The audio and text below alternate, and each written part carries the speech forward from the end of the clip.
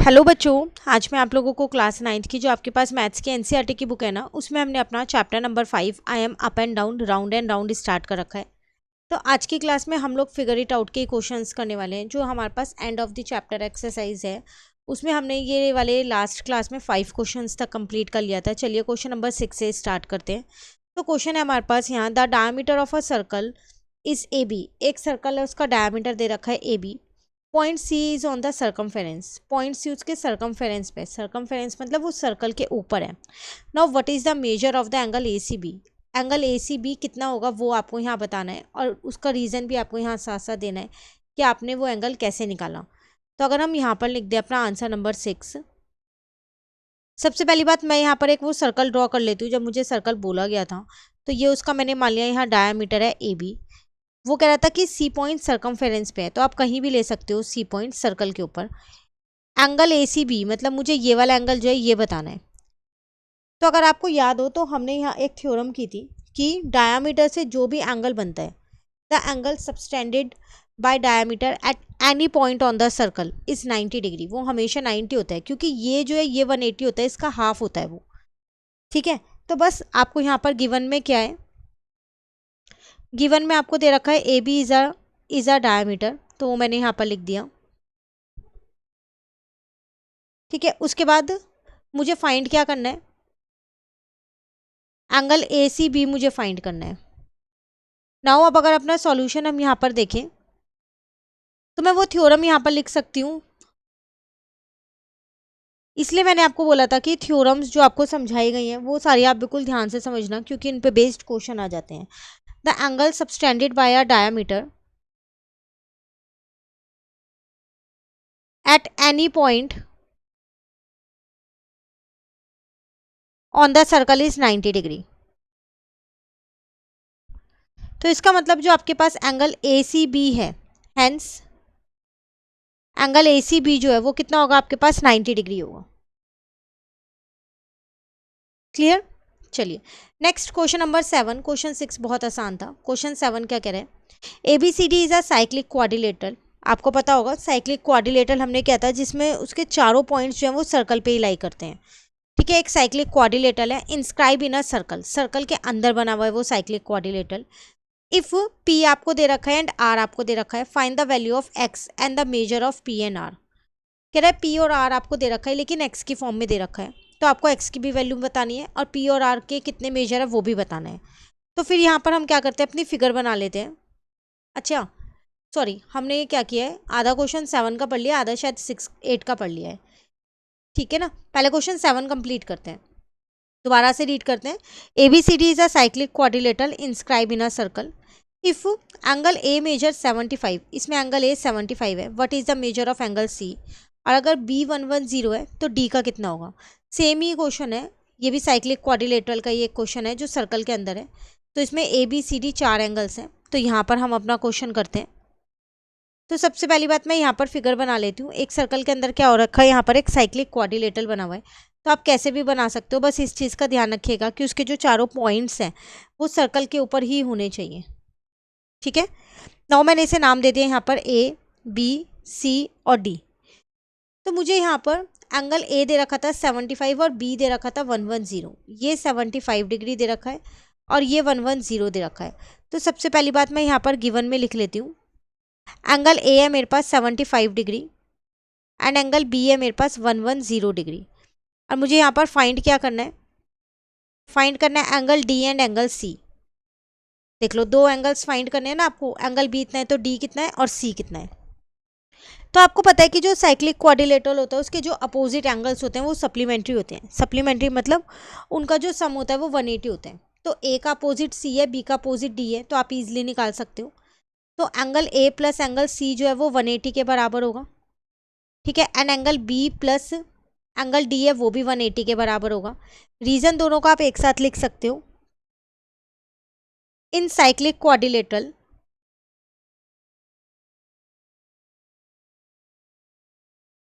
Opposite angles are supplementary.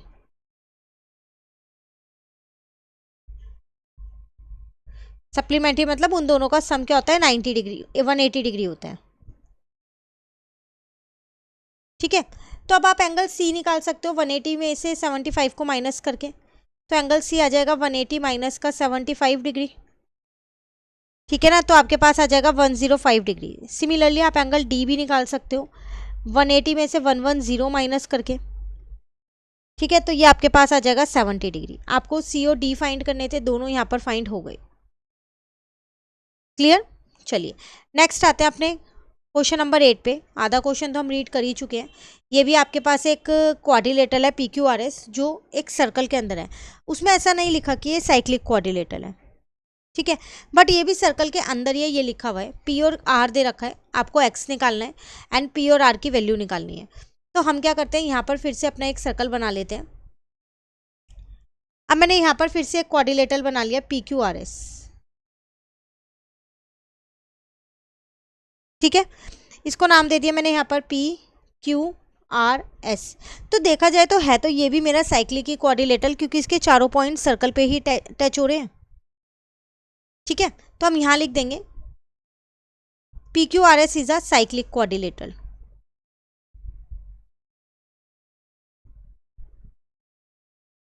तो जब ये साइक्लिक क्वाड्रिलेटरल है तो एंगल P जो है वो angle P plus angle R जो है वो 180 के बराबर होगा। Angle P plus angle R is equal to 180 degree. Reason same वही लिखोगे। इन साइक्लिक क्वाड्रिलेटरल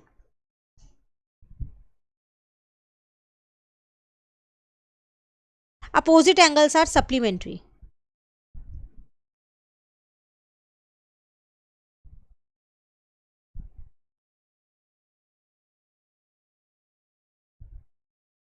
ठीक है, अब आपको एंगल P और एंगल R दे रखा है 2x प्लस 10 और 3x माइनस 20। तो 2x प्लस 10 मैंने यहाँ लिख दिया और 3x माइनस 20 मैंने R की जगह लिख दिया, इज इक्वल्स टू में 180 आ गया। तो यहाँ पर आ गया मेरे पास 5x। 180 में मैंने 20 को प्लस कर दिया और 10 को माइनस कर दिया, तो 5x इज इक्वल्स टू में 190 आ गया। तो यहाँ से मेरे पास x की वैल्यू आ जाएगी, वो कितनी आएगी 190 डिवाइडेड बाय 5। इसको इससे कट करेंगे तो 5 3 जा 15 हो जाएगा एंड 5 8 जा 40। तो एक तो x की वैल्यू निकालनी थी तो 38 आ गई। नाउ एंगल P और एंगल R भी निकालना है। तो एंगल P था मेरे पास 2x प्लस का 10। तो अब x की जगह पर 38 पुट कर देंगे, प्लस का 10 हो जाएगा यहाँ पर। ठीक है ना, तो अब आप जब इन्हें प्लस करोगे, पहले आप 2 से इसे मल्टीप्लाई करोगे, 2 8 जा 16, 76 प्लस 10, तो आपके पास आ जाएगा एंगल P कितना आ जाएगा 86 डिग्री। सिमिलरली अगर मैं एंगल R की बात करूं तो वो मेरे पास है 3x माइनस 20। x की जगह पर मैं क्या करूंगी, यहाँ पर अगेन 38 पुट कर दूंगी, माइनस का 20 ऐसी है। तो 3 8 जा 24, 3 3 जा 9 और एक 10, माइनस का 20। तो आपका आंसर आ जाएगा 94 डिग्री। दोनों को प्लस करके देख लो 180 ही आ रहा है। क्लियर। तो सेम क्वेश्चन था, एक में लिख दिया था साइक्लिक क्वाड्रिलेटरल, एक में नहीं लिखा था, एक में डायरेक्ट एंगल्स दिए थे, एक में एक्स की फॉर्म में दिए थे। क्लियर हो गया। चलिए आते हैं क्वेश्चन नंबर 9 पे।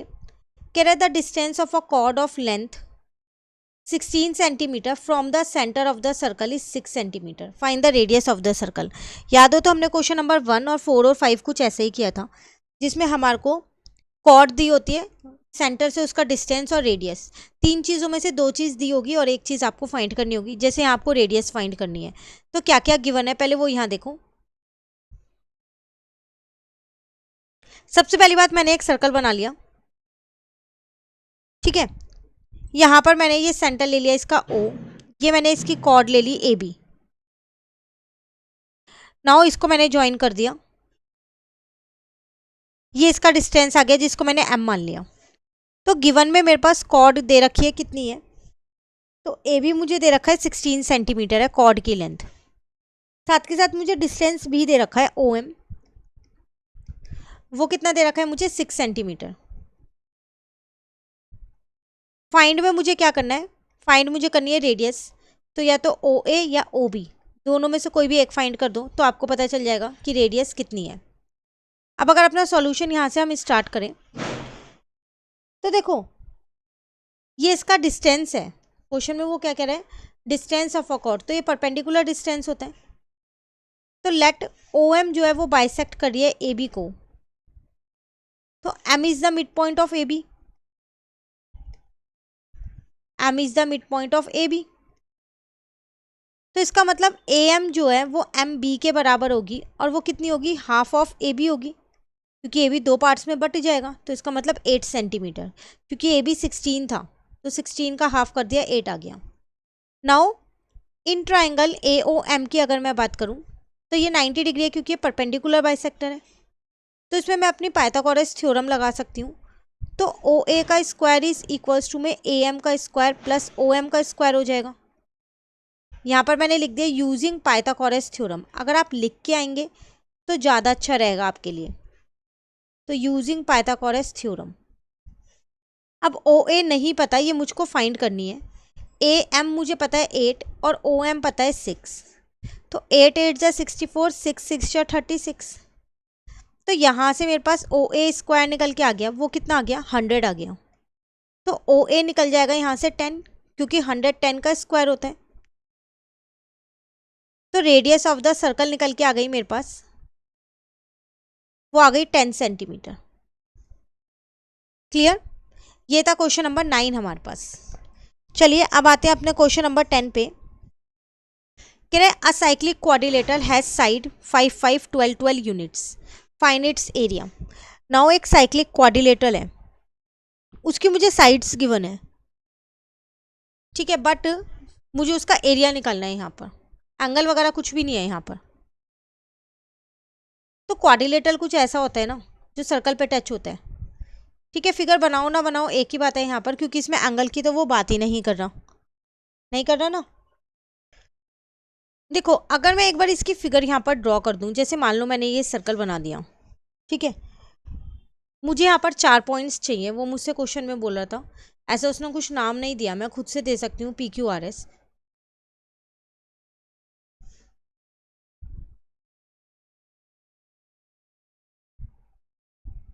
ठीक है, मैंने इसको मान लो यहाँ नाम दे दिया PQR और S।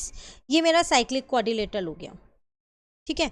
इसमें मुझे 5 5 12 12 दे रखा है। तो मैंने मान लिया कि ये वाला मेरे पास 12 हो जाएगा, यहाँ पर एक ये 12 हो जाएगा, और इन दोनों को मैंने 5 मान लिया, ठीक है। अब अगर मैं यहाँ से एक डॉटेड लाइन खींच दूँ तो आपको पता है कि ये जो है वो सेंटर है। तो यहाँ पर ये 90 डिग्री का एंगल बनाएंगे दोनों। अभी मैं ऊपर करके आई हूँ कि सेंटर से डायमीटर से जो भी एंगल बनता है वो 90 डिग्री का बनता है ना। तो इसमें मैं क्या कर सकती हूँ, इन दोनों की हेल्प से ये हाइपोटेन्यूज निकाल सकती हूँ पाइथागोरस थ्योरम लगा के। एक तरीका तो ये आपके पास, 2 तरीके से हो सकते हैं क्वेश्चन, मैं दोनों तरीके से करा देती हूँ आपको यहाँ पर। तो पहले हम क्या कर रहे हैं, इन ट्राइंगल PQS इसमें मैं यूज़ कर रही हूँ पाइथागोरस थ्योरम।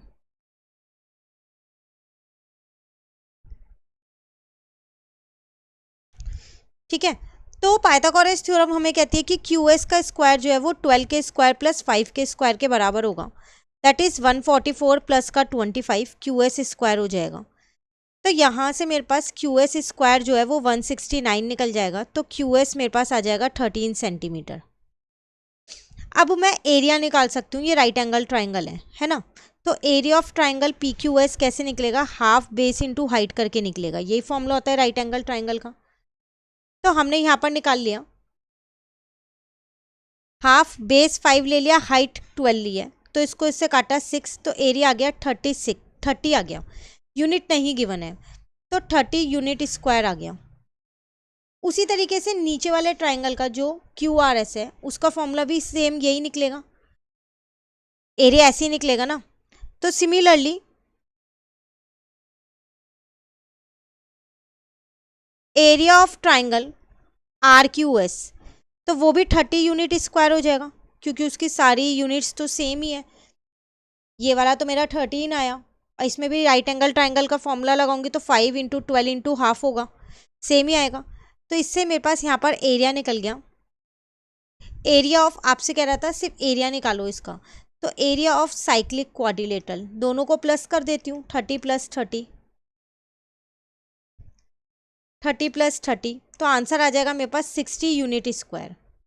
देखो एक तरीका तो ये आप ऐसे कर सकते हो, ठीक है, पर एक और तरीका है यहाँ पर। तो मेथड 2 भी हम कर लेते हैं, जो मेथड आपको सही लगे वो देखना आप। यहाँ पर हम इसमें एक ब्रह्मगुप्ता का रूल लगा सकते हैं। उन्होंने एक फॉर्मूला दिया था साइक्लिक क्वाड्रिलेटरल का, तो मैं यहाँ लिख देती हूँ। देखो जो भी मेथड आप अप्लाई करो उसको लिख के ज़रूर आओ कि आपने किसका मेथड अप्लाई किया है, ठीक है। तो उन्होंने फॉर्मूला दिया यहाँ पर निकालने का कि हम इससे एरिया निकाल सकते हैं। वो कैसे? S minus A, S minus B, S minus C और एस माइनस डी का अंडर रूट करके। अब बात आती है ये S A B C D क्या है, जिसमें मैं यहाँ लिख रही हूँ एस जो है वो सेमी पेरीमीटर है। ये नॉर्मली ट्राइंगल का फॉर्मूला है, हीरोन्स फॉर्मूला है ये, ठीक है। पर ये इन्होंने क्वाड्रिलेटरल, साइक्लिक क्वाड्रिलेटरल के लिए भी ये वाला फॉर्मूला दिया है।